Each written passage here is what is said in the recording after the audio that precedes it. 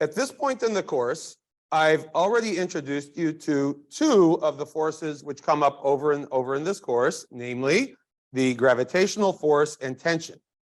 So in this video, I'm going to do some simple demos to help introduce you to the third force. Now, as we go through these demos, remember the key idea is that in order for an object to change its speed or direction of motion, it must be acted on by some outside force. So the first of these demos, I'm just going to take the tennis ball and bounce it on the table. And in this demo, you can see the tennis ball move towards the table and then suddenly change its direction of motion and move away from the table. Okay. Now, what has to happen in order for an object to change its direction of motion? In order for an object to change its direction of motion, something must exert a force on it. Okay.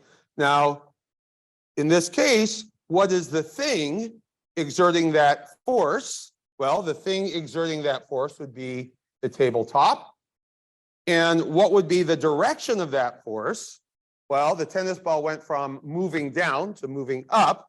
So I think we can say that the direction of the force is upward. So here we have had a horizontal surface exert an upward force. Okay, that's the first demo. Now, second demo, let's just say I put the tennis ball on the table and my clipboard is going to come and interact with the tennis ball. And you could see that the tennis ball went from not moving to moving to the right. Okay. Now, what has to happen in order for an object to go from not moving to moving to the right? Well, the object must experience a rightward force. And what was the thing exerting that rightward force? Well, the thing that was exerting that rightward force must have been the clipboard here. So in this second demo, you saw the vertical face of the clipboard exerting a horizontal force. Okay, let's take those two demos together. In the first demo, you saw the horizontal surface of the table exert a vertical force. In the second demo, you saw the vertical face of the clipboard exert a horizontal force.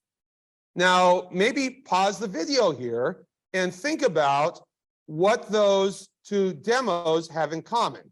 How is a horizontal surface exerting a vertical force similar to a vertical surface exerting a horizontal force? Okay. Now, there are probably a lot of things that those two demos have in common that I'm not going to talk about, but the thing I have in mind, and perhaps you came up with, is that in both of these demos, the force was perpendicular to the surface exerting it. Okay. In either case, the surface exerting the force exerted that force perpendicular to itself, right? So in this demo here, I have the horizontal surface of the table exerting a force perpendicular to itself, namely upward. And in this demo, I have that in this demo, I have the vertical face of the clipboard exerting a horizontal force. In other words, it exerts a force perpendicular to itself. So both of those demos show an object, the tabletop or the clipboard, exerting a force perpendicular to itself. Okay? These are called normal forces. Okay, so a normal force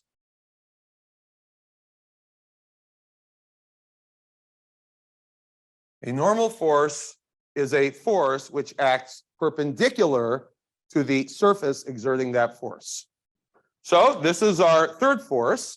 And in the next example problem, we're going to study a situation where all three of the forces we have discussed so far are acting all at the same time. So we'll see an example problem where we have the gravitational force, tension, and the normal force all acting at the same time.